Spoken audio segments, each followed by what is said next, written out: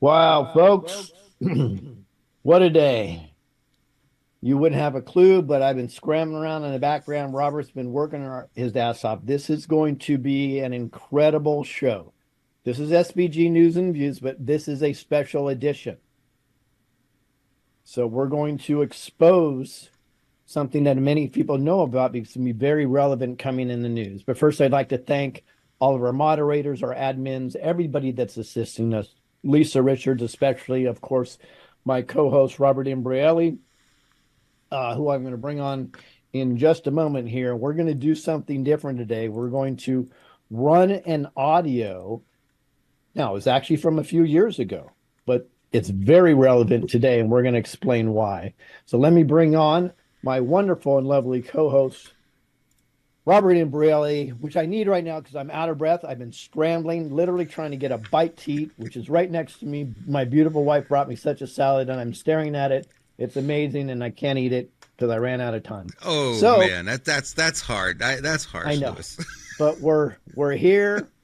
Um, and I'm literally out of breath. I was running back and forth trying to get something done right before we went on air, but it's worth it, guys. This is going to be an incredible, I believe, disclosure.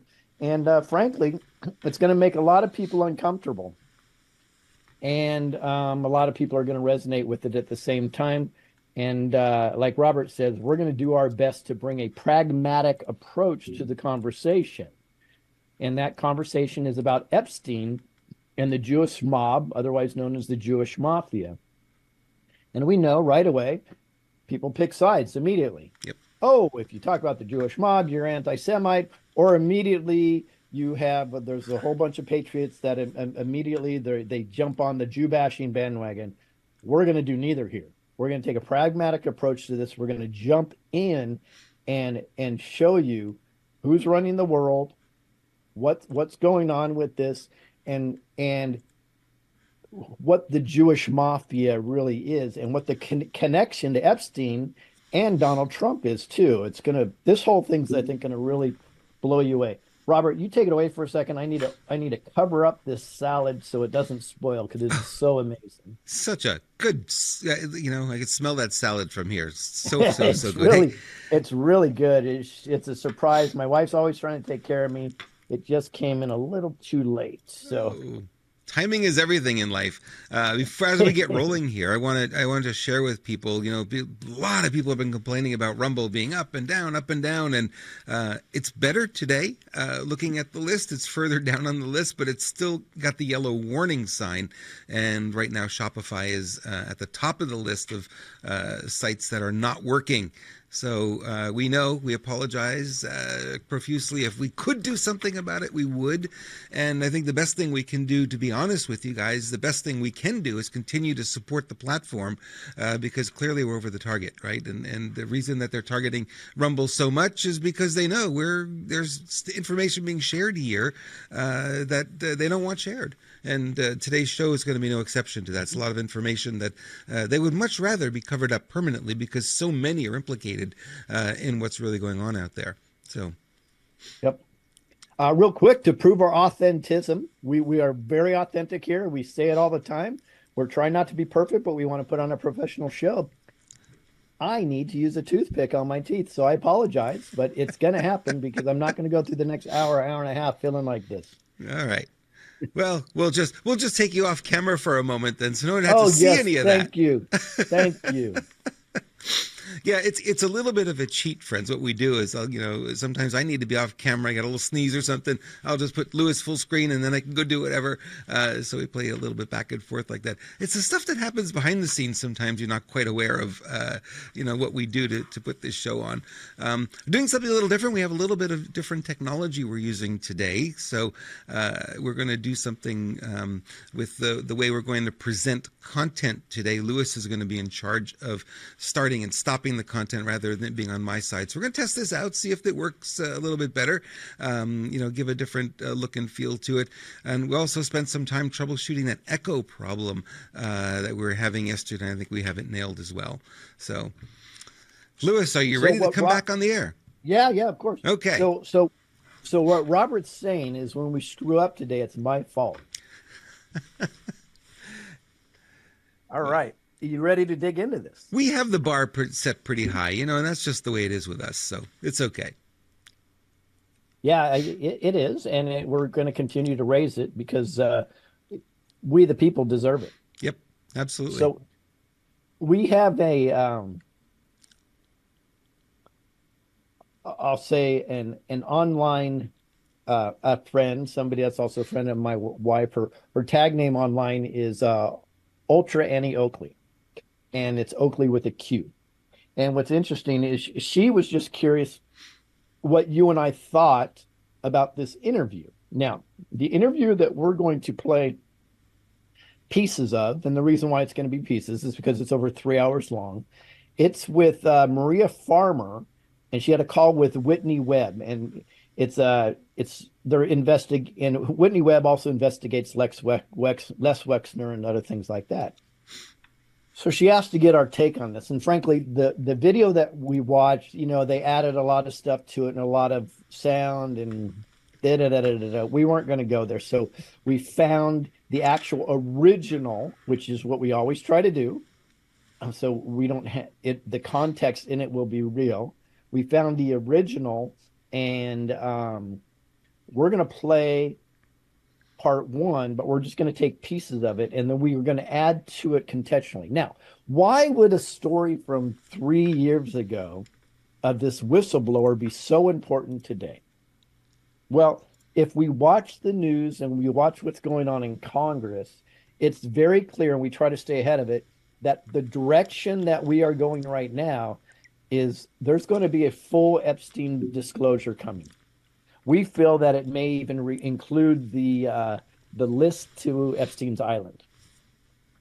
So with that full disclosure, we need context. One of the main people, one of the whistleblowers, was Maria Farmer, right? Somebody has questioned her credibility, so on and so forth. Here's what we know. We know 100% she was connected. She lived in the house, and she was part of the Epstein group. She sounds like she's not the bad person, right? It also seems like she's been tasked to try to connect President Donald Trump to this. Now, I'm not saying she is, but we're going to have some context to why it looks like that. First, I would like to say, in regards to President Trump has to infiltrate all of these groups, all of them, in order to take them down. So he's a different type of cat than somebody else that may be hanging out with them. Plus, I can tell you, and we'll go into this, why I don't see an unfavorable connection with President Trump in regards to Epstein. I see a favorable one. That being said, there are questions about his ex-wife Ivana in relationship to this, but based purely on the testimony of Maria Farmer and just about nothing else. So we want to be free and fair with the context. Anything you want to add to that, Robert? Yeah, there's a lot to this. I listened to 45 minutes of this interview, and there's so much here. There's so much content. We could literally spend days unpacking it. And days would mean digging in and doing a lot of research and digging. So we kind of want to give you a little bit of context today. We want to give you some feel for what this is, to kind of let you know. And I was having a conversation earlier with somebody here at the farm, and talking about this kind of thing. And they had no idea how many levels above what we see. We see Clinton, we see Biden, we see members of Congress, senators, and we think those are the powers, and they're really not. They're just the puppets. And then when you look beyond that, it's like, well, what's beyond it? And a lot of people don't know, because this stuff is not in the media. And the reason why people get banned and they get their channels taken off is when they start talking about this stuff. It becomes one of those things that, well, they want to keep it hush hush. So we didn't find this on YouTube. We found this on an obscure website that somebody had posted it, and then there were other places that we found it as well. This is not an easy process to get this information. So we're bringing to you today, just teasing and building up here a little bit, is eye-opening. I guess the best way to put it is like, whoa, there's stuff I didn't even know, and I've been studying this for a while too. So yeah, I want to make one correction, and it wasn't done intentionally, but I ended up finding the full interview, believe it or not, on YouTube. Oh, really? Wow. Okay, I didn't know But that. I have a reason why I think it's there. And it simply stays up because she tries to implicate President Trump in the interview. Wow. And I believe that's where this is going to go. So I'm not this part, but I believe where it's going to go in the future is when and you mentioned this too, Robert, when Epstein is back in the news with all the evidence, the deep state knows they're going down. And your words to me, I think, were perfect. You said, and they're going to use this to try to take Donald Trump down with them.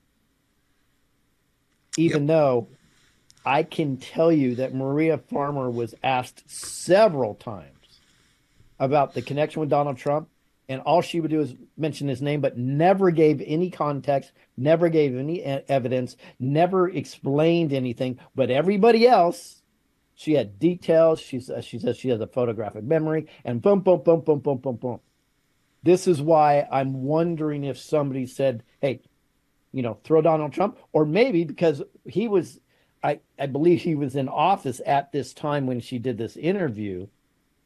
Maybe, and I think this is probably more likely, it's more sensationalist if you say, we saw President Trump. But when she's asked, she never could detail, except he was downstairs at a party when crazy stuff may have been going on upstairs, or he was in another building nearby, so and so forth like that. So I think it's very, very important that we add that context in there, because I believe the adding of him is intentional, and I don't know why. And maybe I'll get to ask Maria that in the future, because she has details about everybody, but not him. Why throw out his name?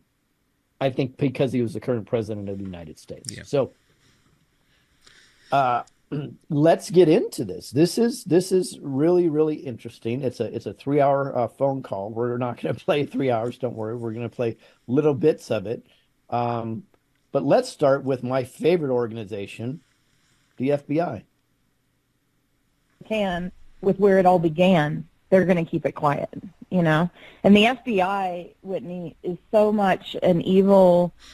I mean, I can't even explain to you how abusive the effing BI is. It's unbelievable to me.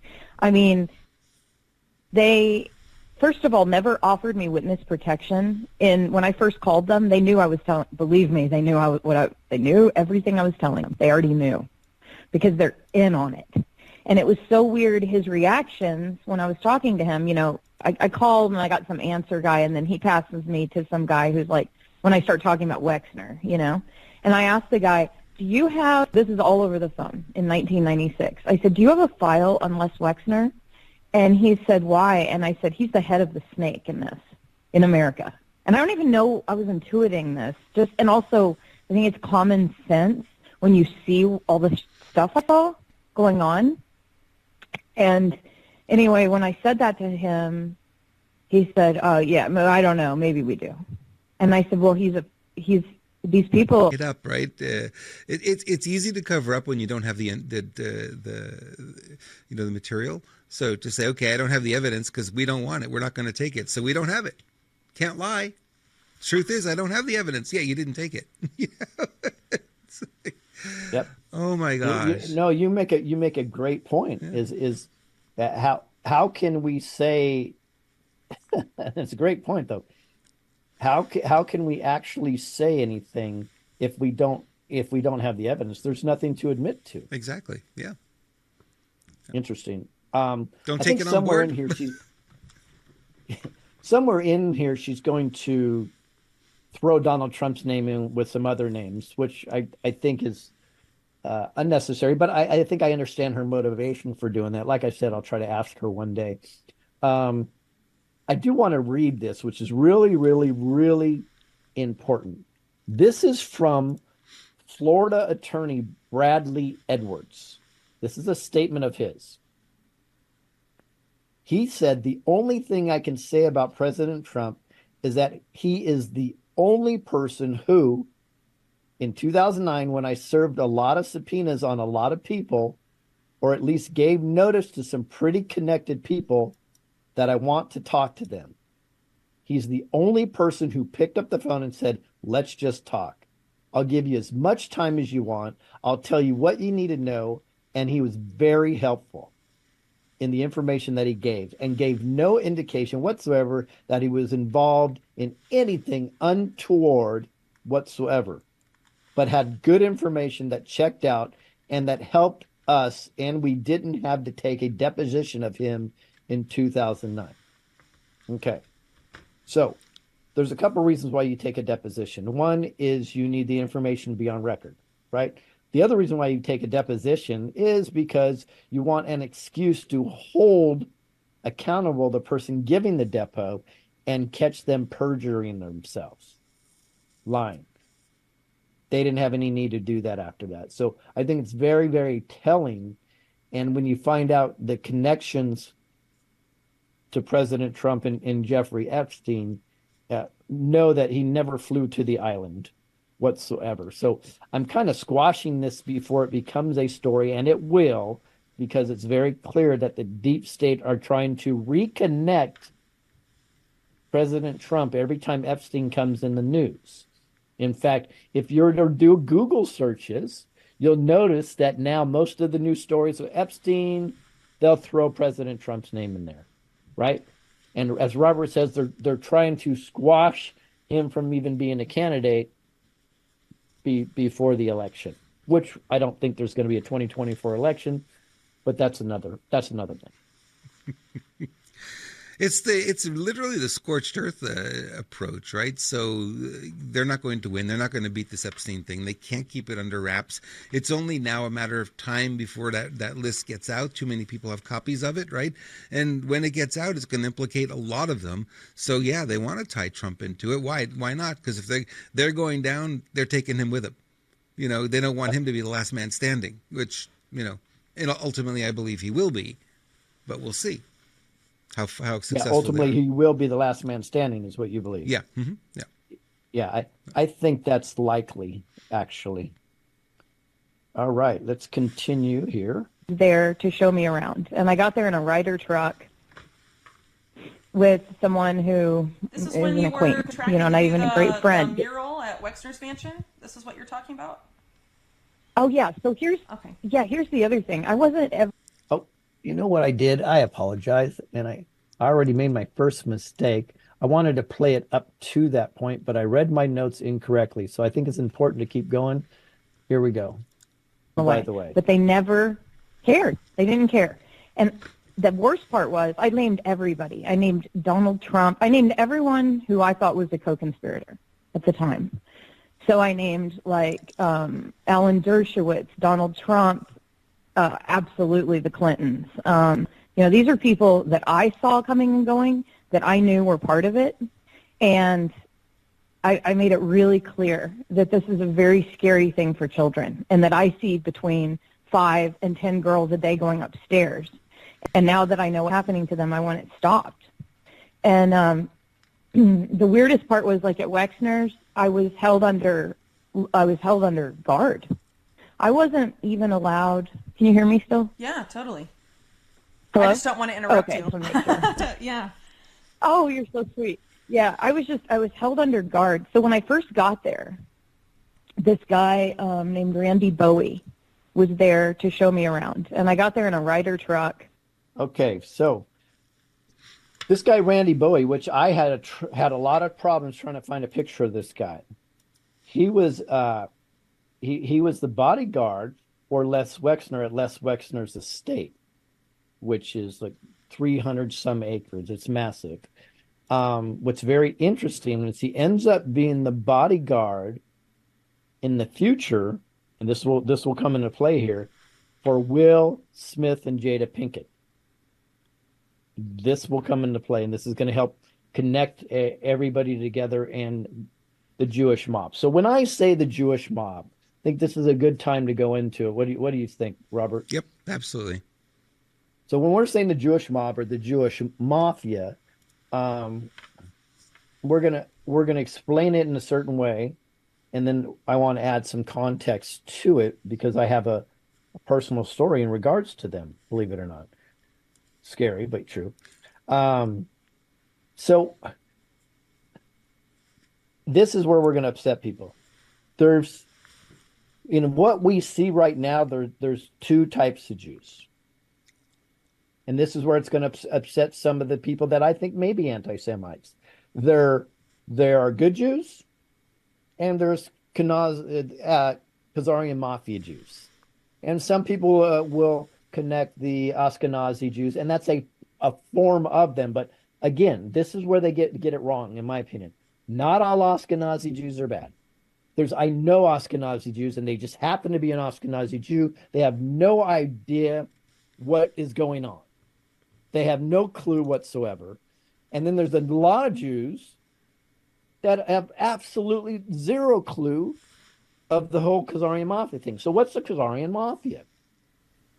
So a long, long time ago, you had the Khazarian Mafia, which we know as Ukraine today. Okay, that was pretty much their territory. Actually, it was a lot bigger than the Ukraine that we know today, part of Kazakhstan and so on and so forth. And you had the Khazar, the Prince of Khazar, so on and so forth. What happened is the Khazarian Mafia was not attached to a particular religion, unless you want to call Satanism and Babylonian black magic a religion. And what happened is they were going scorched earth on all their neighbors, their Russian neighbors, the Middle Eastern neighbors, so on, everybody around them, they were going scorched earth. What happened is all the surrounding countries were getting sick of it, but individually they had a lot of fear. So they got together and they visited each other's on horses, right? And then they got together with the current president, or whatever you would like to call him back in the day, of Russia. I believe he was Vlad. I don't know if he was Vlad. I think his name was Vlad. Anyways, what happened is they said, can you go put the guys in their place and say, we're going to come after you? Now, Russia at the time was doing really good at conquering other countries. So they were feared at the time. So this is why the leaders decided that Russia should be the one tasked with this information. So what they did is they had a conversation. We believe it was with the Prince of Khazar, and said, here's the deal. You need to stop what you're doing. We're going to wipe you off the face of the earth, and you need to quit this black magic stuff and pick a religion. Now, so you know, there were two prominent religions in the area and one up-and-coming religion. Christianity, right, is Islamic religion, and Judaism. So one side of them was the Christians, which was Russia, I believe, at the time. Below them were the nation, let's just say Islam. And then above them and around them, the Jews were popping up all over the place. They decided, okay, we will become Jewish at the time. So the Khazars took Jewish, but the reason why they took Judaism, they took it as a cover. So they thought under Judaism, it'd be easier for them to practice their black magics and so on and so forth without getting caught, because people were not as familiar with that religion as the Christians and Islam at the time. So I'm hoping this all makes sense. Then the Khazars turned into the Rothschilds, and the Rothschilds pretty much took over the banking system and other countries, and their influence, as we all know, in the Vatican is in with the royals. And this is what's going to upset a lot of people: Israel. The leaders of Israel are deep state leaders. That's a fact. There's no conjecture there, right? And their connection is directly to the Rothschilds and I believe the Khazarian Mafia. That's what it is. Now, little side note, Ukrainian President Zelensky is also Jewish. A lot of people don't know this. Well, how could he be Jewish? Because he actually has neo-Nazis fighting for him. Okay, this is where it gets interesting. The reason why that happens is because the Khazarian Mafia uses both sides. Because ultimately they work on Freemasonic principles. And therefore the Khazarian Mafia will use Nazis to do their dirty work. And they are Nazis at the same time. It's crazy. I know it gets crazy and mixed up, but they want it to be messy.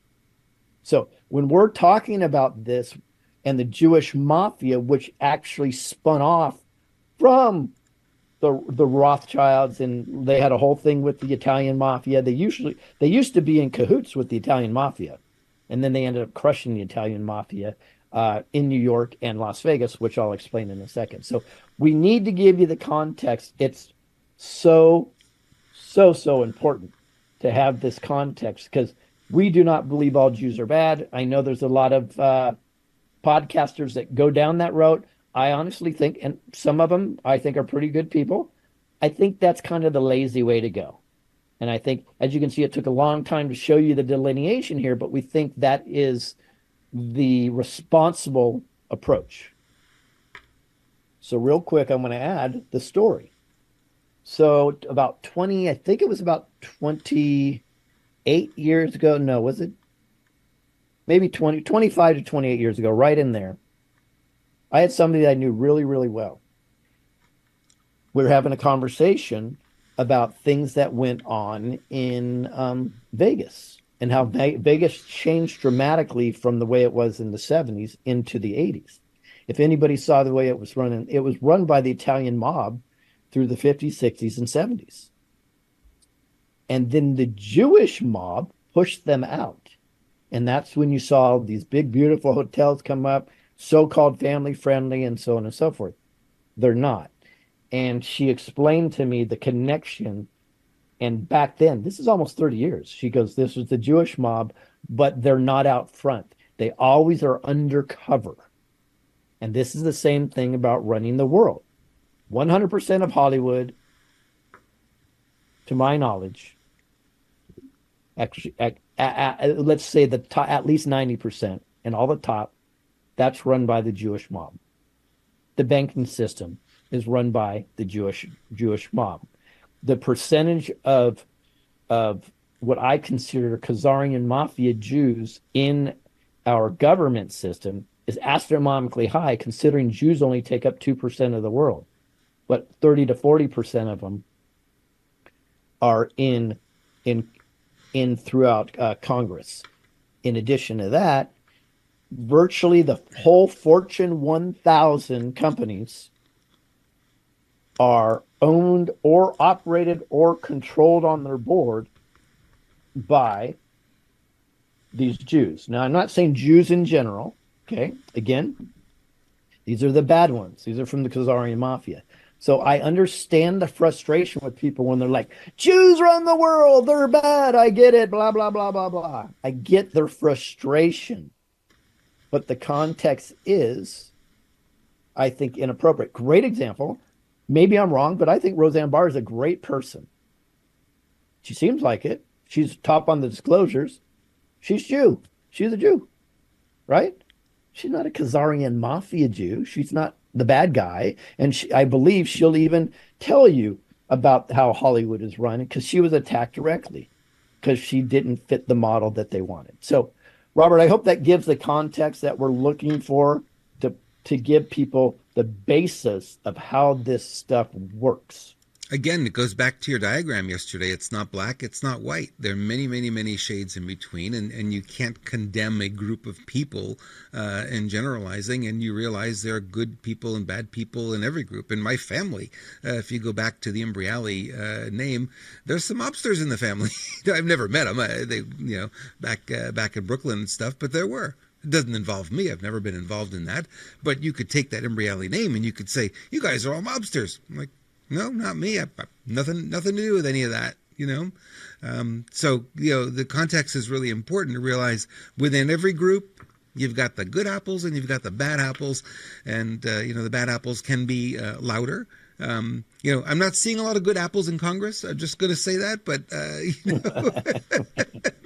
There's a few, but not that many. It's you'd expect it to be the other way around. There'd be a few bad apples, and all the rest are good. But we've gone the opposite direction these days. And certainly with when it comes to religion and nationalities, and it's the same thing. It's like you've got these giant groups, and of course the Jews are everywhere in every country. They're all over the place, and there are a lot of good ones. I mean, I grew up on Long Island, for gosh sakes. The largest Jewish community in the country is on Long Island.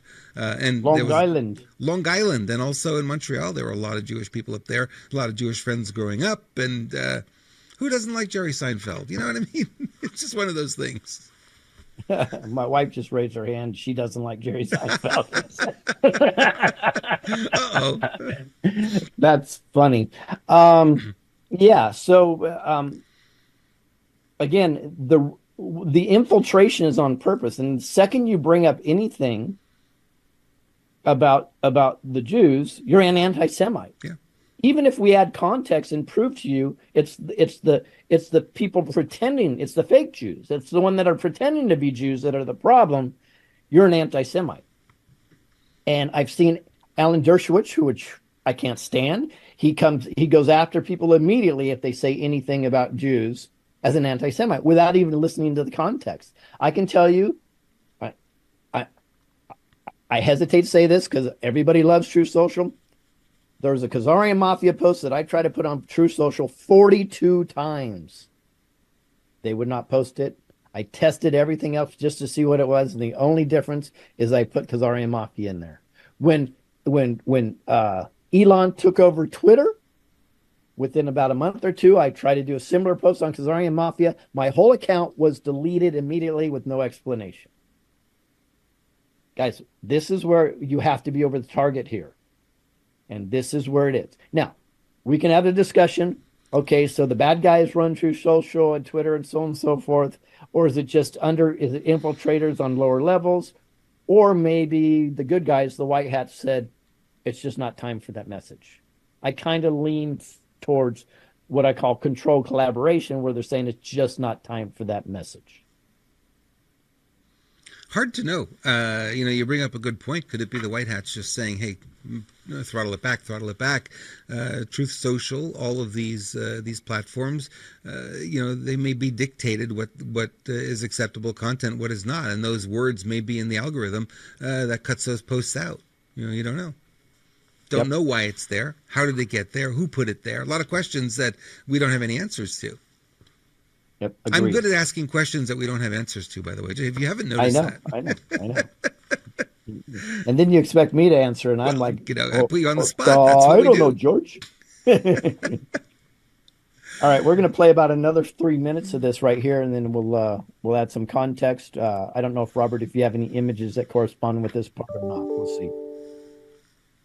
And then I said to Jeffrey and Guylaine, I want to quit because I'm going to be, I'm going to be going to, be doing these paintings for this movie.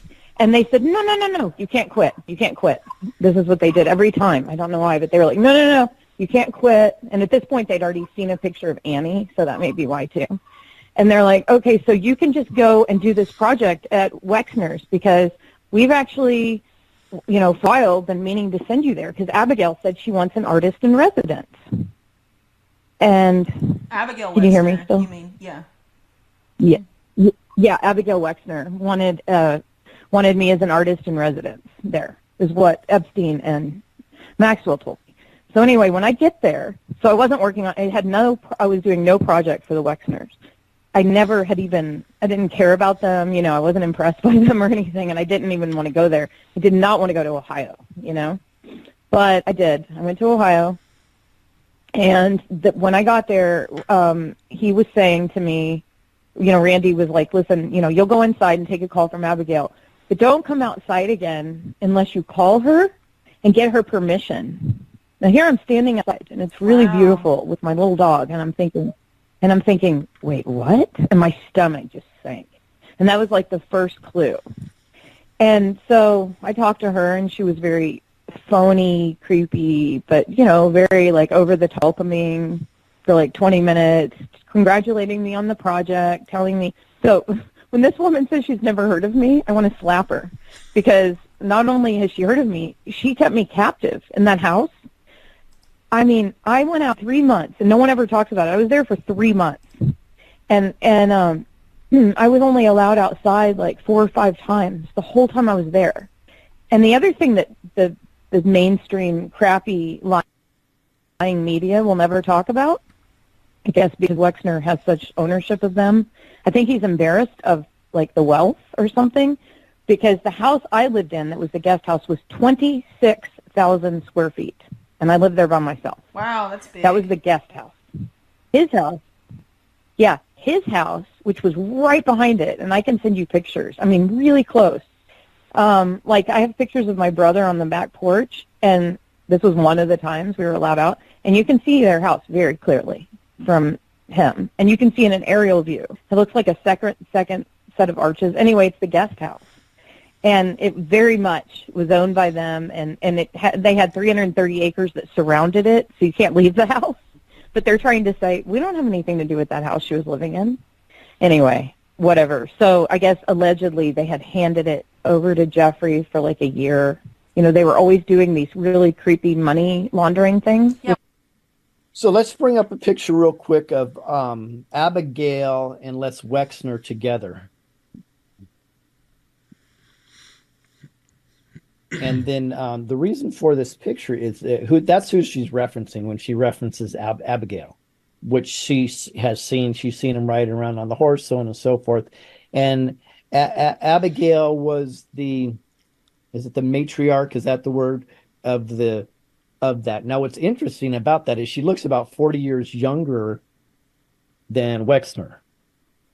And we know who these people are. We know how these people operate and the group they operate in, right? And I know this may, for all the people that are so asleep when I say this word, they may go, oh, this is all phony. No, just think adrenochrome. Okay? She's incredibly young looking. Now, he may have gotten a wife that is a lot younger. I'm sure somebody's going to search it right now and find out what the age difference is. But also, these people do children to stay young. Oh, I know it sounds crazy. Do some research. Pizzagate's going to come back up in the news, and you're going to find out it's a real thing. 100%. There's no doubt about it. So that being said, what happens is I don't know if I'm going to show it in this, but she never sees, Maria Farmer never sees Wexner, ever. But she knows what Wexner does this. And Abigail is, in essence, through the systems that they have in place and this bodyguard, Randy Bowie, is holding her hostage. And I don't know if she says it here, but I remember it's 3 months. Now, context. And feel free to do the research on this. Les Wexner, Ghislaine's father, Mr. Maxwell, and probably Ghislaine are all part of Mossad. What is Mossad? Mossad would be the Israel intelligence agent equivalent to the CIA. And in Britain, the MI6. Why is that important? Because the whole goal of these people, the whole goal is to get powerful people, billionaires, and this is probably why Trump was invited to so many things, right? Even though they never compromised him, is because they want to compromise you. We're going to go over to a part of this later. She's going to talk all the cameras in the house. There were hundreds and hundreds of cameras in the house. Robert, I knew you did a little research on this, so you can bring it up. And it's amazing. So their whole goal is to get billionaires in a compromised position and then call them and say, we got you on tape. Now you're going to do this, this, and this. That is Jewish Mafia 101. That's what they do. That's what they've been doing for a long time. This is the crux of this. And these are Mossad-trained agents. And no detriment to our U.S. trained agents, but Mossad is probably the highest level of intelligence agents in the world.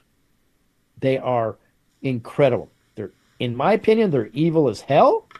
And maybe not all of them, but I can tell you the leaders certainly are, and the upper middle management, it's disgusting. But they are amazing in their abilities. That's who these people worked with. But that's major context. You say, Robert? You know, we are asking the question all the time. And you see politicians go up to Capitol Hill, altruistic, ready to go. They have it all together. They're going to go do some good things. They get up there and they're flipped relatively quickly. And you often wonder, what in the heck happened to them? Why are they so different? They got up to Capitol Hill. What'd they do? And a lot of times they're invited to parties. A lot of times something slipped into their drink. They're caught in these compromising positions. They're at these mansions, cameras everywhere. They got the film on them. You do as we say, otherwise your career's over. We release the video. You're done. Right? And a lot of them acquiesce to it. I don't see very many saying, go ahead, release the video. Because their reputation's destroyed. And at the end of the day, when you're a politician, really the only thing you have is your reputation. You don't really have anything else. You're not up there because you're brilliant. You're not up there, you have your reputation. And if they can control you, then they take charge. And this is the thing we got to understand. It's like, why is all of this relevant? Because it impacts every one of us. It's not something out there. It impacts every one of us on a daily basis. And I think this is the thing that people, if they would pay attention to it, they would understand that not everything is as it seems. The decisions that these people make, why do we look at politicians and say, that's the dumbest decision I've ever seen? They probably know it too. But why are they making it? It's a question to ask. Why are they making that decision? Who's got pressure on them? Who's pulling the string? Who's got them up against a rock and a hard place, right? And this is what we see. And I don't know, Lewis, can we hold their feet to the fire anymore? Going forward with this when we know what's really going on. Maybe that's the role that we have to play here. Yeah, absolutely. We need to vet our so-called leaders a lot better. But I believe what we're going to do is we're going to end up tearing the government down, and it will be a shadow of itself. It'll be like a 10% of what it was. It'd be a lot easier to put the right people in office, hold them accountable when we change the whole structure of things. Right. But it's interesting what you said is because they go through a couple things. So the first thing that we'll stay on task here. The first thing the Khazarian Mafia does is they look for people that have what's the word I'm looking for? When they want to be powerful, right? They look for people who have that mindset where they want power and they want a lot of money. And then what they do is they take those people, even though they agree to everything, they still put them in a compromised position. To guarantee that they will do what they want. Yeah. Exactly. So it guarantees for them to do what the Khazarian Mafia wants, the cabal. Yeah. That's number one. Now, if somebody happens to get into a government position that is not compromised, I've had two separate state representatives, I won't say exactly who because I don't want to give them away, that have told me. One told me face-to-face and the other one was through somebody else. Let Lewis know this, okay? But I was both told the same thing, two completely different states. And you know what that was? When they went into their position, by the way, these were high-level positions within the in the state, in government, politicians. They were both virtually told the same thing. Now you have to do it our way, and here's the way our way is. If you don't do it our way, you're going to have a lot of problems, and we're going to get you out of here. And they intimidated them first day in office for both these people.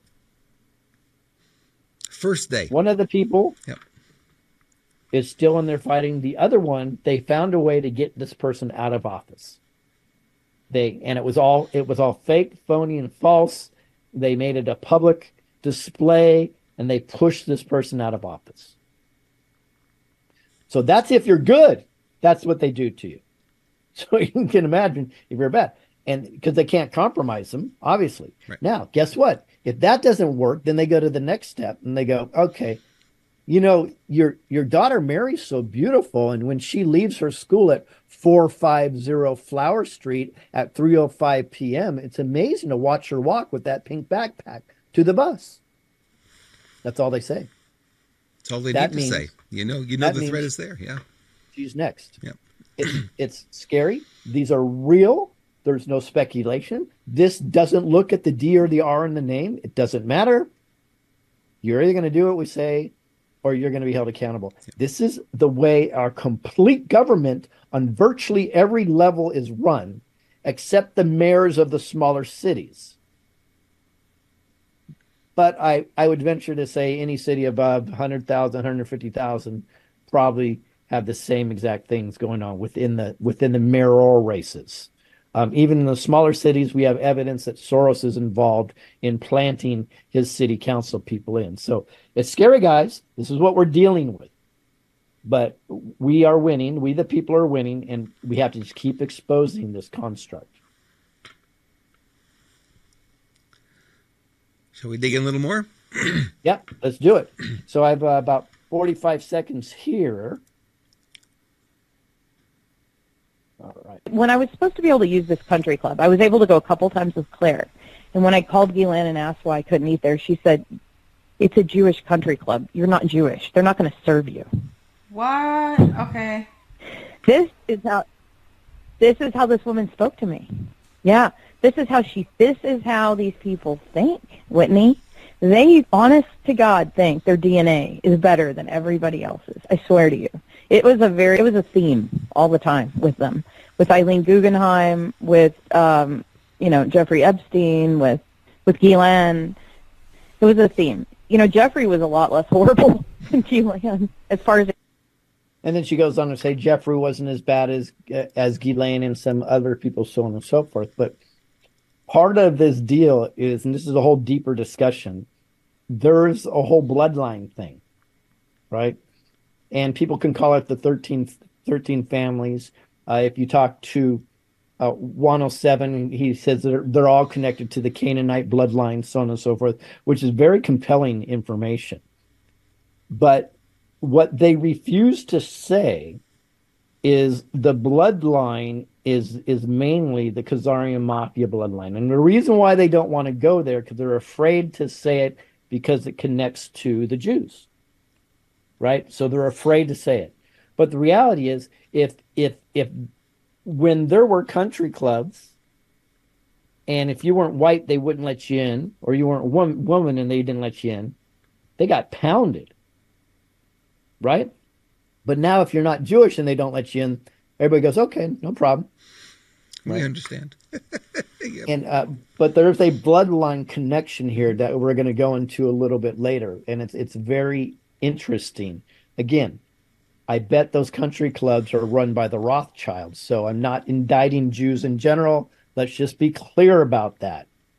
But I plead is I say, Jews, if you're good, it's time for you to start exposing the bad ones.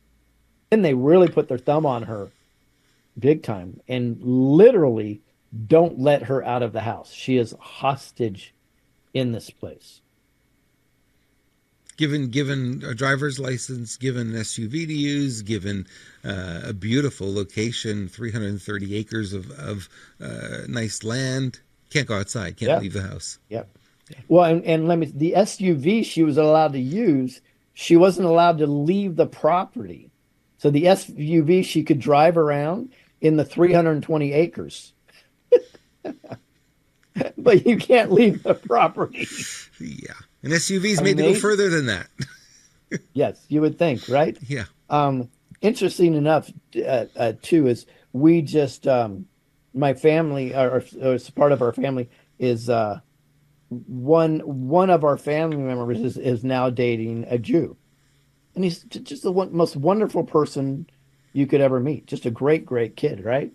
And I can tell you, he has no clue of what's going on out there. Yep. So again, for you people that call yourself patriots and in immediately indict a Jew because they're Jewish, you need to get your head checked, because you're doing a disservice to this movement where we need to be creating unity with good people to take down the bad guys. Just saying. You're right. You're right.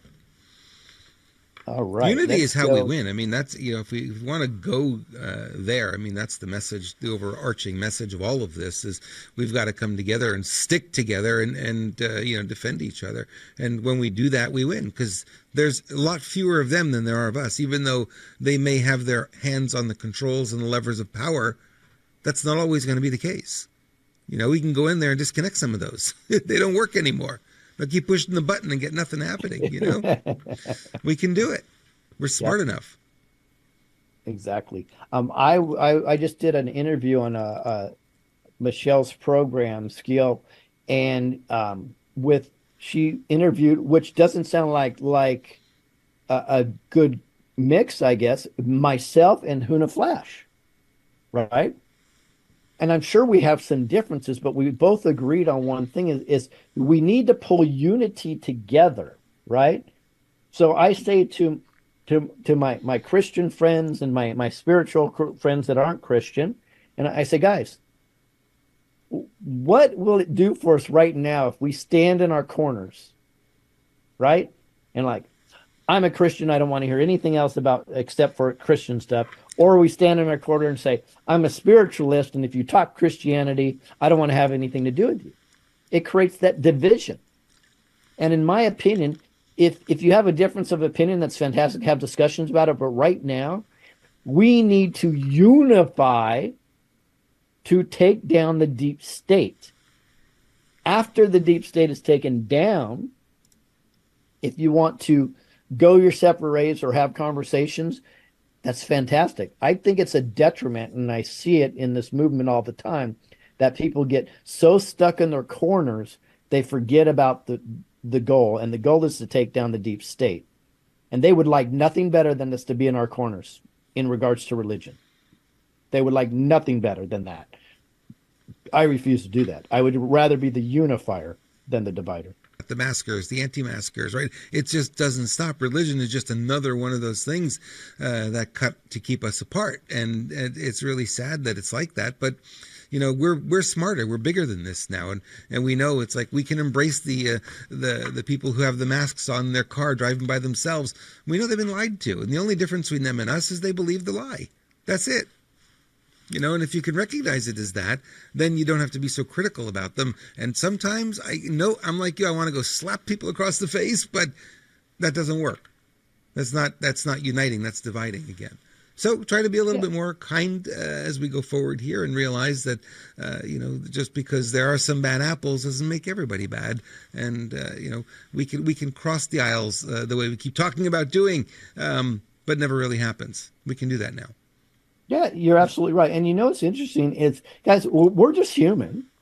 And we waffle all the time. My wife and I, my beautiful, amazing, lovely, incredible wife and I, just had this discussion. There's sometimes we'll see somebody with the mask and we're like, oh my God, I feel so bad for that person. They're so brainwashed. They're still wearing a mask, right? And there's sometimes we're like, God, I like to slap that mask right off their face. Because it's tough, right? Yep. So we it's hard to just be balanced in regards to this all the time, because we understand the ramifications are a lot bigger than that one person just wearing the mask. So it frustrates us. But at the same time, we have to say, what got them there? Because they've been so brainwashed to think that's appropriate. Yep. Right? What got them there is mainstream media that looks real. And they use the very powerful tool, which we know in marketing. I wrote in my book, Motivational Marketing, the most powerful marketing tool you can have is to use fear, right? And you ramp up the fear high enough, you'll get people to do what's going on. This conversation we're having today is about that. Get the fear high enough. Fear of what? Fear of having your reputation destroyed, your career destroyed, fear of your family being hurt. Right. And they get them to do anything. Yep, absolutely. Fear is a great motivator. Yep. In fact, the insurance industry in the 60s figured that out, and that's why you started to see the fear-mongering commercials through the insurance industry in the 60s, and then through the 70s and 80s, all these every other thing would go on. And you know what the fear is now, which is they've gotten so good at the fear-mongering be a motivator. Now the fear is, if you don't do this, what will your friends and family think? You know what I mean? Like, okay, and that's going to motivate. But yeah, people are like, oh God, yeah, I don't want to be isolated. Therefore, I'll buy your product. It's crazy, crazy, crazy, crazy. Hey, Robert, let's talk about real quick. The Neumi has an amazing promotion this month. Something that took me by surprise. Hang on. I need to refresh here. Here we go. Okay, now I'm ready now. Let's do it. Okay. I'll do. You did 3 sprays. I'll do 4. Well, my there wife. you go. I'll do 5. She I got to spray on my neck too. You know, tighten it up a little bit. This is a great product for that, ladies. If you're worried about the crow's feet and that kind of thing, this glutathione spray for your skin tightens that up, tightens up your pores, tightens up your skin, also lightens the skin. You know, as you get older, skin tends to go a little bit dark, and we've seen the before and after pictures. You do not recognize them after 6 weeks, 8 weeks of using this. It's crazy how well it works. So. Yep. Well, I'm 124 years old. Yeah, but so you know, I know I look about 86 right now, but hey, that's not bad, right? It took almost 40 years off my life. But anyways, I have a wonderful special, guys. Glutathione is by far the most powerful antioxidant on earth. I swish NutraSwish a couple times a day. They figured out, they're the only company that's figured out how to get it in your system appropriately, so it's more effective, in my opinion, than an IV that costs you $1,200 a month. Plus, you can put on the spray, and now they have a botanical formula with the same technology for women. It's called Herms. I think it should be called Herms for him because it really makes my life great. But anyways, to be said, if the special right now is if you get 1 swish, 1 skin, and 1 Herms, you get a bottle of Herms for free, and it's already discounted anyways. Just go to lherms.neumi.com, lherms.neumi.com. Or you can scan the QR code on your screen right now, and it'll get you there too. Yeah, scan away. Scan away. Just point your camera and then click the link, and it'll take you right to where you are. lherms.neumi.com. All righty. So let's continue here with Maria Farmer. This is pay attention. This is a very interesting section. Angry that they've gotten away with this, you know, because this guy Randy Bowie is now Will Smith's bodyguard. Now, guess how I found this out? Jada Pinkett Smith wanted to interview me when all this broke, so she calls me, and it's her manager or whatever is talking to me, but she's there. And Jada Pinkett Smith is like, oh, tell us everything. And I'm like, well, you know, the thing that happened that made me sick was this guy named Randy Bowie. We just found out his name. He said, no, he held onto my arm. And I had bruises like you would not believe. Yeah. Oh, no, he physically restrained me. And this guy is so violent and huge. And the thing I didn't tell you about him is when he introduced himself, right when I got to the estate, he said, hi, I'm Randy Bowie. I was Special Forces. I'm Les Wexner's right-hand man. Okay, he introduced himself that way. He says so Jada Pinkett Smith, people, I never hear from them again. I'm like, that's really weird. So then I get this threat letter from Randy Bowie through Wexner's attorney saying, you liar, you blah, blah, blah. If you continue to defame, we're going to see if they ever make any public statement about me, which I just wish they would. Because I have all this medical stuff. I'm like, oh, I'd love to be able to pay for it, you know? Yeah. But anyway, so Randy Bowie is such a scumbag. And in this letter, he's Will Smith's bodyguard, right? And he also protects, like, all these other, like, Hollywood elites, which really gives me the creeps that I almost interviewed with them, and they're part of the problem. And I didn't think they were part of the problem because I thought she fought with, the Weinstein thing, remember? Yeah. But I guess it's all just a big scam, you know? But, I mean, they're all part. I guess if you're really successful in America, there's a reason why, you know? And I think you've participated in it, you know? So it's pretty compelling, and again, Hollywood is owned and run by the Khazarian Mafia, so of course they got involved and they play this game all the time. Very, very important that we see this game. Jada Pinkett, the beautiful Jada Pinkett, of course, she reaches out. Oh my God, damsel in distress, I want to help you, right? Interviews, tries to do what? Express inside information. So what she's really doing is trying to find out, what does this lady Maria Farmer really know? Let me act like her ally. And then when she gets the information, what happens? Suddenly it gets back to Randy Bowie, who happens to be the same bodyguard that was dominating this lady before on the Wexner property. Guys, this happens all the time. They're all completely connected, and they reach out. In fact, there's many people have reached out to her and she said they were very wonderful and nice to her. ABC, who's owned by Disney, they're just fantastic, right? But we know what the real motivation is, right? Their motivation is to quash stories, not to bring it to the public. That's the motivation here. It's interesting that, I guess the way I look at it when I see this or I hear this is that there's a circle, right? So all these people, these elites, they all hang together. And if you notice, the games that they're playing are mostly ego-based games, right? They're in it for themselves, and they don't really care about anybody around them. They're just trying to get their piece of the pie, their piece of whatever it is they're trying to do, and they'll attack anybody, even within their own circle, interestingly enough. Yeah. They eat their own kind of thing. It's really not a circle I'd ever want to play in, because I work with you, Lewis. I have no fear that you're going to come and attack me one day, and it's going to be an ego fight between us. It's not going to happen. We just don't operate there. But that's not what you're seeing here,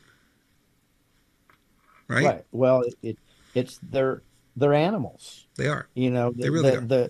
The cabal, the deep state, are animals. Mm-hmm. That's who they are. Ironically, they look at us as animals, right? Yep.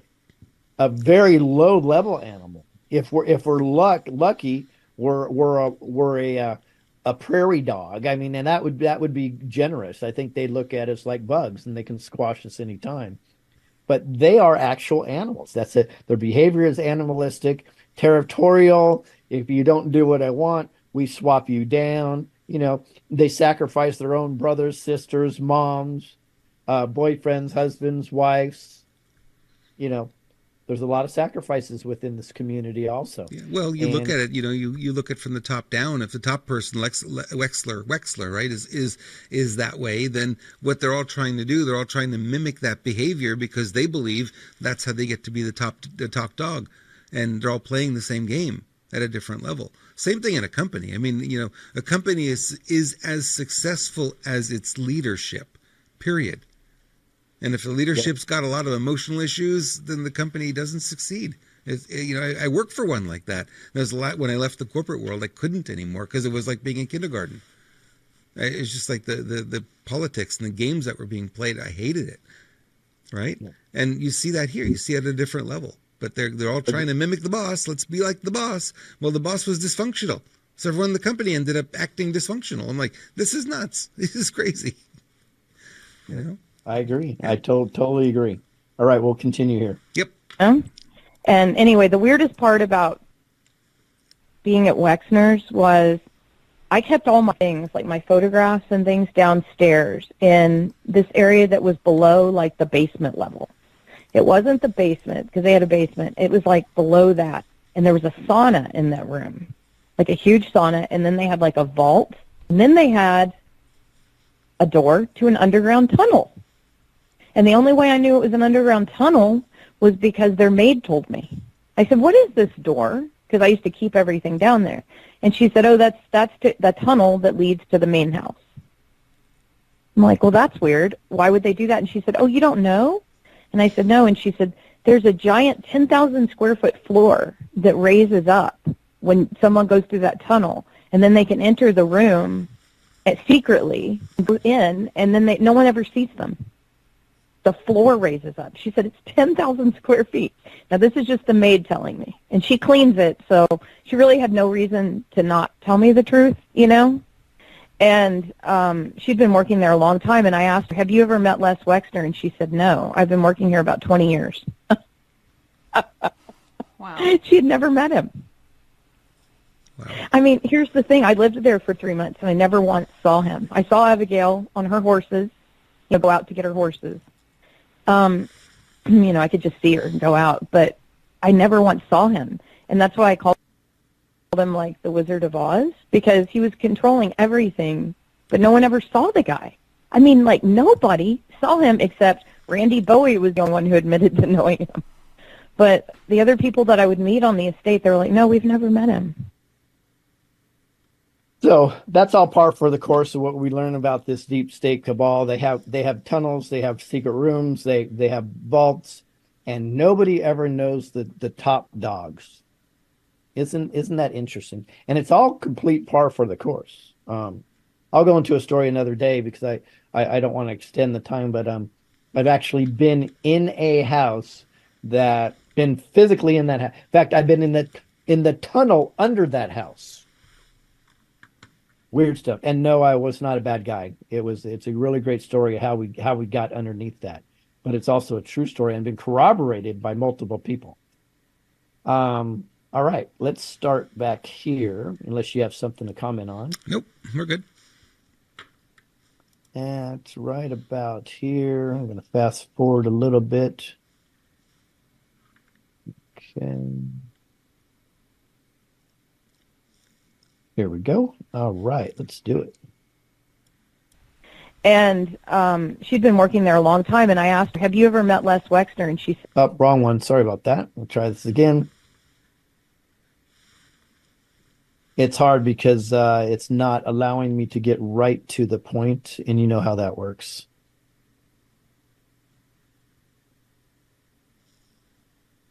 I'm going to be about 4 seconds late, but you'll understand the context here. Anyway, she's talking about photographs and how they were always watching her. Jeffrey was always watching her. Fauna and everything is where I kept the photographs. And the only way Glenn and Jeffrey knew that is they watched me on video all the time. So one day I would go. And they were watching what you were doing. One day, oh, it was completely. Oh yeah, it was completely. It had the same pinhole cameras. Okay, so Wexner set up, just so you know, nobody talks about this, but Whitney, before that first house, before the house on 66 or 70 something, whatever, 71st Street, the house that Wexner gave to Jeffrey. Wow, a lot to unpack in that 45 seconds, right? Amazing. Yep. So that's the game, by the way, is Wexner gives his houses away for $1. It's, this is the game in that we've already uncovered in Arizona, how they're using real estate to buy off all these politicians, and the politicians don't have to pay for it. You said Katie Hobbs, right? Katie Hobbs, yep. Katie Hobbs, Governor Katie Hobbs. They already have the proof. But Governor. We're going to call her Governor from now on. Fake governor. Governor. Governor, exactly. So this is just how deep this goes. I don't know what you say. Yeah, the pinhole cameras is interesting because you think about how complicated that is. In the transcript it said 10-hole, but it's actually pinhole is what they were trying to say. Pinhole. And they're very, very, very tiny cameras. They only need literally less than the size of a button. The lens is really, really small, and they can be hidden everywhere. And the whole house was lit, and you can imagine, setting up a system like that, no small task because the camera's everywhere. We've got only 20 cameras here at the farm, and it's a task to get everything set up and online. You can imagine them in every single room of the guest house. Is 26,000 square feet. Mm-hmm. You can imagine the main house, right?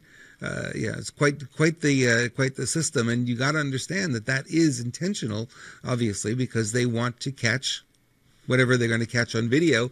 So they have those blackmail videos. Whether or not they drug them, whether or not they just tempt them, we don't know. how they do it, but they've got their techniques, they've got their ways.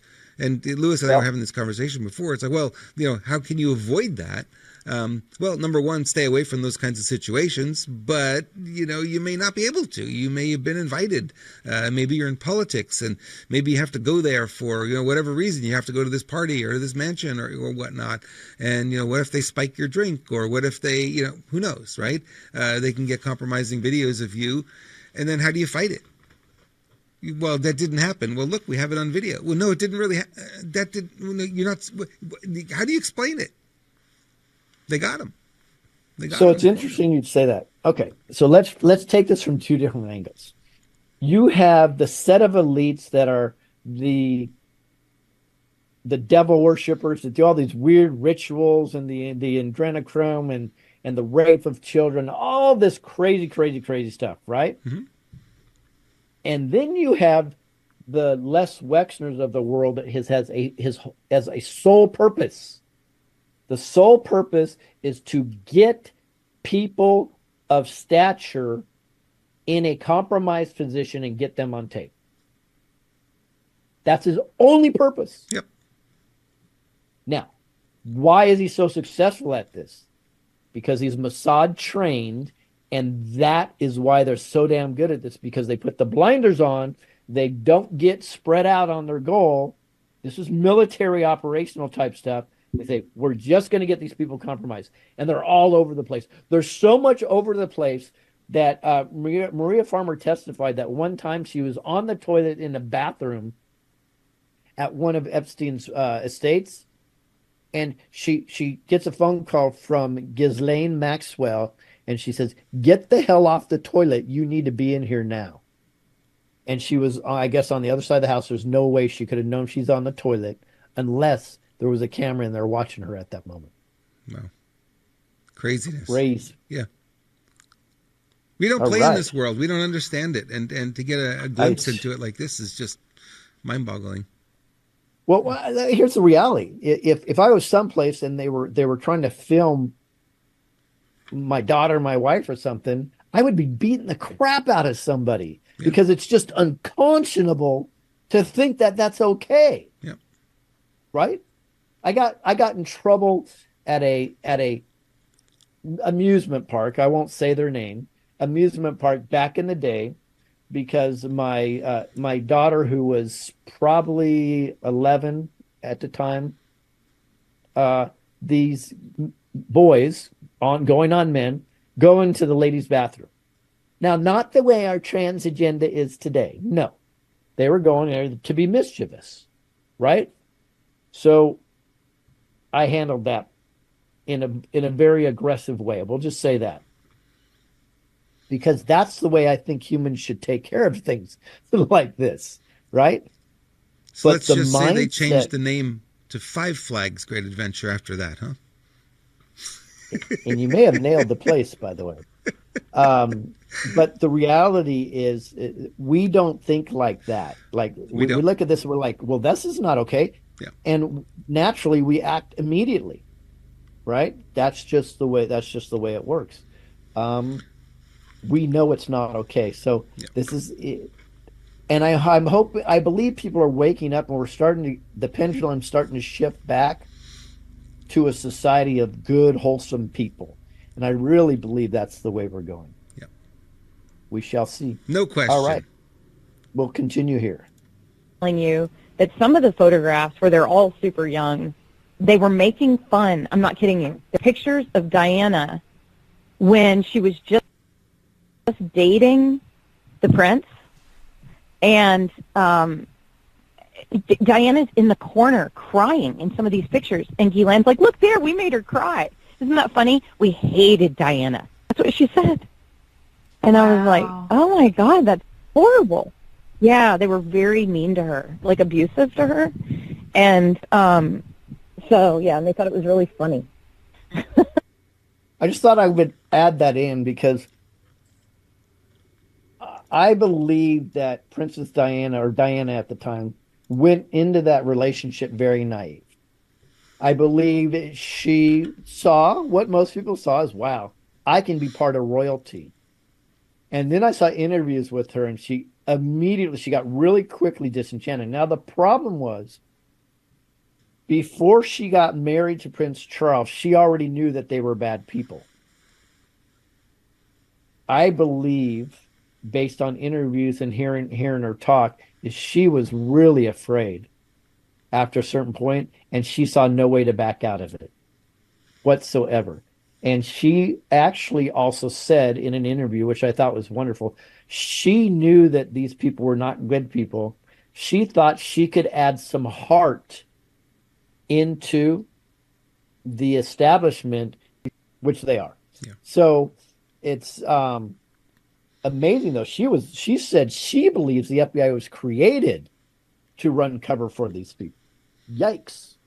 Well, the CIA does act as their personal police, aren't they? They're not the Central Intelligence Agency that we think they are. They are doing things way above the law, way outside the frame of the law. They do it pretty much wherever they need to do to get the result that they need to get, and that it includes taking down other countries, which they've done again and again and again. Then today, did you see in the news? I forget which congressman it was that said the CIA stole 2020. Like, whoa, it's coming out. We know. Yep. It's coming out. So you've got CIA, you've got FBI. I don't know how they're intertwined, but they're on the same team, if you will. Not our team. MI6 is on the same team also. Yeah. And Mossad and all the rest of them. Who's MI5? Yeah. I keep hearing MI5. Well, MI5 is more, if I'm right, and anybody that's in this business, you can correct me. MI5, I believe, is more the technical political apparatus of MI6. MI6 are more like on the ground agents. Does that make sense? Yeah. You know what I mean? Mm-hmm. And more high level Jason Bourne type stuff. But MI5, I believe you're right, and I've heard this before. MI5 is the main apparatus, so I think you're right to correct me there. Yeah. The more we know, I mean, I'm just watching the chat, watching the people, commenting in chat. It's like the more we know, it's just like head shakes, right? It's really all this is. It's just like, what in the world? How do we break free of this when they have such control? But again, it's the same thing. It's like awareness is the first step, and now we're making you aware. Other people are making you aware. This is not our content. This is content we're sharing with you to help spread that message. You guys can take this message and spread it, right? And we'll put links to this video in there so you can see the whole interview or listen to the whole interview if you want to. We'll make sure that you have access to it. Why? Because this information needs to be shared. And it's kind of stunning that it is on YouTube. I would have never guessed that. That really surprised me. Maybe there's a reason. I think that's why Donald Trump is thrown in there, believe it or not, so they can keep it on YouTube. If they look at the bigger picture, to them, Epstein, because she's not naming a whole bunch of names, right? No, she's not. So if they can take down Epstein, who's gone in perception, he didn't kill himself. No, clearly not. But Epstein, who's already gone perception-wise, and a couple of the people, Ghislaine Maxwell and other people that she may mention. And then they can, so it doesn't hurt YouTube right now. Because this is not the type of stuff that YouTube would keep up. Right. But she periodically throws Donald Trump's name in there without having any real context to it. Therefore, I believe YouTube's like, oh, this is perfect. We'll keep this up. Because it discredits him, even though she's the only person that gives zero context, just throws the name out there, which is very suspicious to me. There's a reason. You're right. There's a reason for it. Yep. All right. We'll play a little bit more. Okay. We're about done here almost. Oh, it was so creepy because Abigail wouldn't give me permission to go outside. So I would go jogging in the house. And so I knew the house really well, but I never went into Epstein's room because Ghislaine said you can't go in there. But I was talking to you about the cameras. And so there were little pinhole cameras in that first mansion that Annie met Jeffrey in, and in the second mansion that he gave Jeffrey for $1, They were in the building that his brother owned on 66th Street. The There were apartment pinhole building? cameras in all these buildings that Wexner, yes, Okay. all the yeah. buildings that Wexner had owned. Well, so here's where they were in the building that Wexner owned. They were in the Victoria's Secret stalls.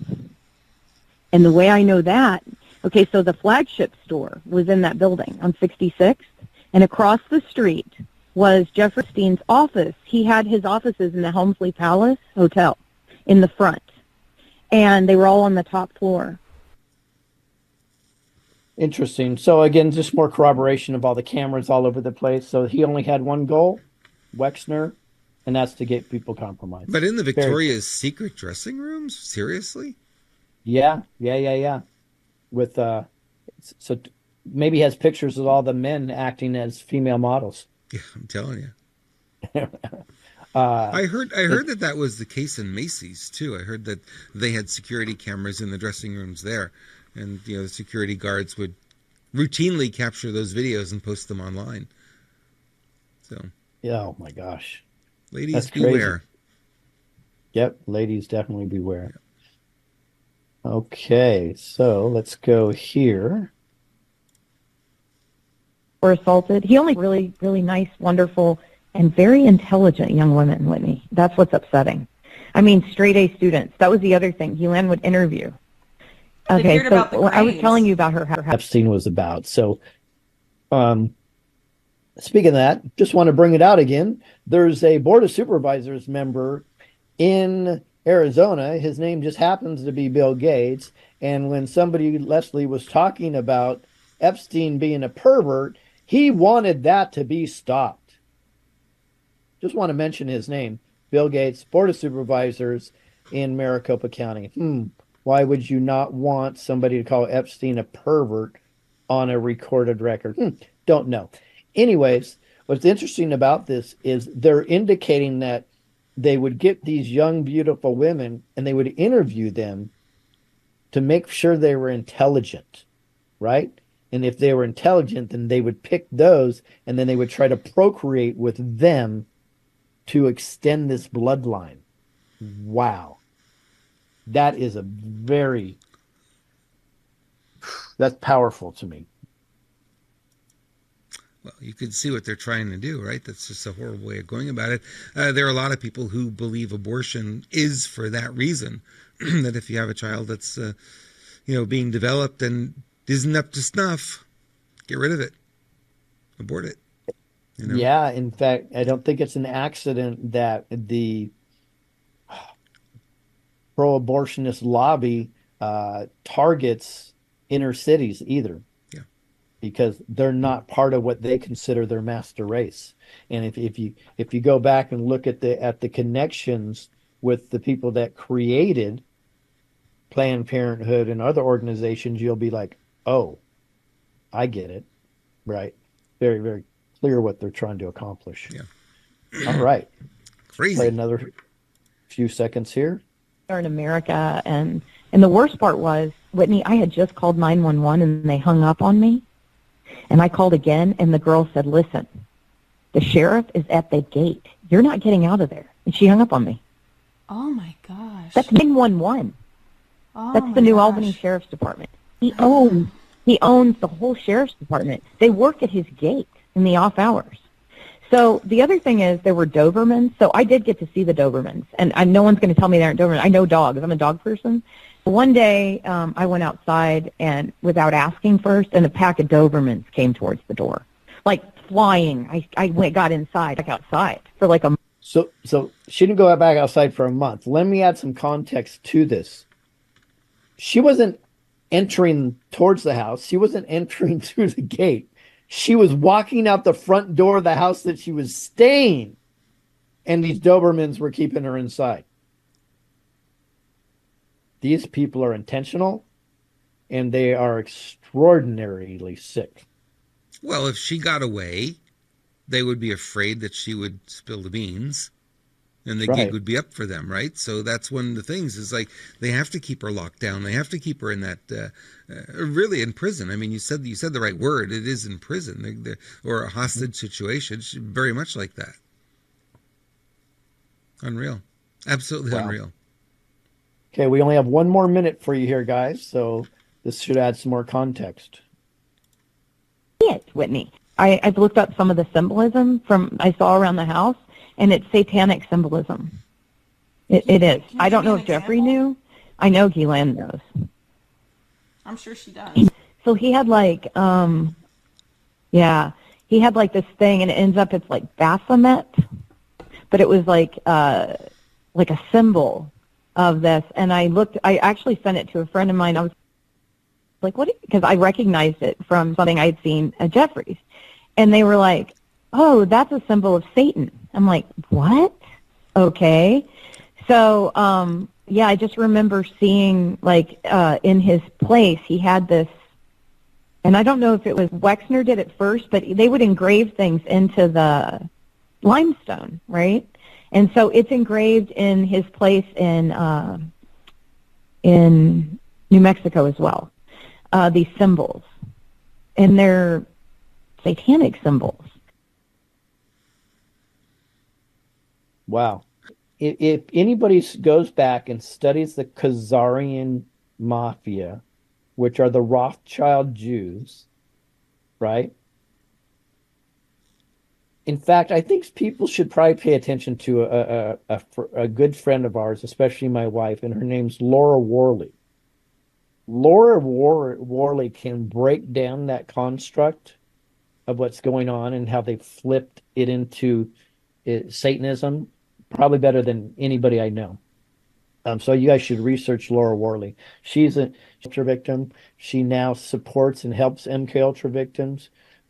She's brilliant, and she can really describe this, which I think is very powerful to people to check out. And it'll tell you how they manipulate Judaism and turn it into all satanic rituals. It's very, very interesting. So again, guys, my opinion, not all Jews are bad. I know there's a lot of people out there that go that direction, but the controllers of the world, in my opinion, are the Khazarian Mafia, Jews, and they are extraordinarily evil. So, Robert, real quick, let's talk about screwbiggov.com. That's a good idea. screwbiggov.com. Lisa Roberts has done a phenomenal job on that, guys. We work on so many different things. So you can go to screwbiggov.com, and if you're having trouble finding, let's see, anything that I do on social media, it's not like I'm shadow banned or anything, but you know, right? If you have trouble finding, you just go to screwbiggov.com, and there's links to all of it. Go right to our Telegram channel. If you want to learn about rememberyouroath.com, go there. If you want to see any of the 20-some movies we've done or the documentary on cages, go there. If for anything, if you want to see incredible swag, go there. Freedom in action, go there. So go to screwbiggov.com, and I'm really, really proud of this website, and we're still working on it. And we have a lot more to come, and we're going to connect it to Remember Your Oath, because it's just incredible the work that we're doing at Remember Your Oath. By the way, guys, anything that we're doing on the daily news program, Robert takes sections out. I don't know if he'll do it on this one, but he takes sections out of videos that we're referencing, and sometimes even parts that we don't reference, and he puts them on his Telegram channel, which I think is a great service for y'all, because it's real quick to get these things to forward. You want to give your Telegram channel, Robert? Yeah, I do. Let me find it here so it pops up, because it's sometimes easier to see it in writing than not. There you go. t.me/renegade media, and you can email me as well. If you have comments about the show, how we can make it better, we're always open to hearing that. Email robert@renegademedia.tv, and find us on Telegram at Renegade Media. Yep. And folks, tomorrow we have a breaking story that will blow your mind about what's going on in the border. And we're going to have a guest come on live, and he's going to tell you something that it's not going to feel very good. But it's why the deep state is using the border. And I believe this may be that come to Jesus moment, whatever you want to name it. this may be the moment of what the real intention is, and maybe the last salvo that the deep state has. You have to go watch this interview. If you're watching a recording and it's past the date of this, just go to the next date, and this will blow you away. So you guys should definitely be here tomorrow, right here on same bat time, same bat channel. And what a channel it is. We have a lot of fun here. Certainly do. Yeah, we do our best, guys. It's a lot of work. We dig in. So your support is fantastic. If I don't know if there's a donation link below, but you can go to screwbiggov.com and there's a donation link there. If you purchase any products that we mentioned, we get a percentage of that, whether it be small, large. And Robert has on screen a beautiful rain jacket. Robert, why don't you describe it since you have one of these? I love this jacket. This is a new jacket that they come up with, and let me put me on screen here. This is a new jacket that Screw Big Gov, I don't know who created it, but it's a Screw Big Gov logo, and it is embroidered, not just printed on there. Really nice jacket, and you can see here a bunch of lovely faces wearing them. Everyone's smiling, happy, and keeping warm. And here's some more happy faces, including me and Phoebe on there as well. We love this jacket, and you can get it at screwbiggov.com/swag. Get yours. Great gift idea if you're looking for a last-minute gift. They are shipping now because it was a little bit of a delay, but now if you order it, they're getting out right away. So that's cool. That's real exciting to know they're going to be shipped real quick. Yep. Awesome. High quality, too. Really like the quality. Folks, real quick before we get out of here, go search Laura Worley's channel. People are talking about her in the text in the chat, which is great. Also, if you want to see the full interview, which is 3 hours, I found it on Crazy World, Which We Live In on YouTube, of all things. Part 1 and Part 2. It says Epstein victim Maria Farmer speaks with Whitney Webb. Full phone call, Part 1 and Part 2. So you can check that out. With all this information, with the information we're going to put out tomorrow, it feels kind of distressing, but let's look at what's really going on. The direction is we the people. It's absolutely clear that we the people are winning because the dam is breaking and the cabal is falling. Thanks to you forwarding an interview or a video like this, for you getting out and talking to people. This information is, if anybody's found out, is a lot more acceptable to have these conversations than even a few months ago, a few years ago. So be proud of yourself, guys. We won. God's already won. We just need to do the work to reap the harvest. And I appreciate you, Robert. You're going to be away this week, here. Right? What's that? You're going to be away this week. Oh, you're giving the cat's out of the bag. I'm gonna go to America Fest for 4 days. And there's a lot of information that I'm going to gather there, but I'm going to meet some people that need to be met, and some need to have a talking to, and some are pretty cool. And I'm not going to hold back. You are the one to do the talking to, that's for sure. If they need it, they're going to get it from you. And a lot of great guests are going to be there. I mean, the lineup, I've never seen a lineup like that at that event. And certainly if I wasn't in the middle of a move, I'd be in the car and I'd be over there as well, because I really, want to be around that energy and be supportive of this movement that we're involved in. But I will be there in the spring. They'll have another one in the spring, and I will be there for that one for sure. Yeah, and there's a really good thing. If you compare the guests to the previous America Fest, they're bringing on a lot of truthers now. Yep. So conspiracy theories are getting in. This is another step into that mainstream, guys. And ultimately, I believe the mainstream media is going to come around because the pressure from we the people is going to be too much.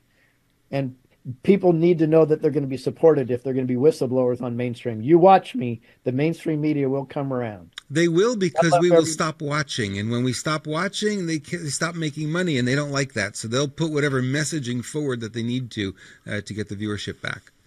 Yep. You got it. No question. Love you, folks. Are we done? Are we wrapped up? Yeah, we're done, Robert. All right. You've been missing the clues. I've given you at least 5 cues. I know. I know why. I like to end these shows. I'm used to doing 14-hour truth-a-thons, and it's just a lot of fun. No. There may be one in the horizon if you want to mention it. Yeah, there's one coming. We're planning December 30th. It's a Saturday, and we're planning to do the next Truthathon. It'll be a full day event, and we're going to do some things a little bit different this time. We've got some ideas that we want to try, and we're going to look forward to that. So it'll be streaming on this channel that you're watching right now, and make sure you're following the Rumble channel, ScrewBigGov, and also Renegade Media. And we're streaming in other places as well, and we're going to look to expand the places that we're streaming, because as we found out, Rumble has got some challenges. Not Rumble's fault. They're being attacked, worst attack they've ever had, and they're a company that's been around now since 2013, so they're about 11 years old, and these are the worst attacks that they've ever experienced. So, we'll have other places that we'll stream as well as backups, just in case we need them. But keep an eye out for it. All right, now we can wrap up. Do it. Thank you, everyone. Love you all. We'll see you all God here bless. tomorrow. Same time, same bat channel, as Lewis would say. Thank you, Lewis.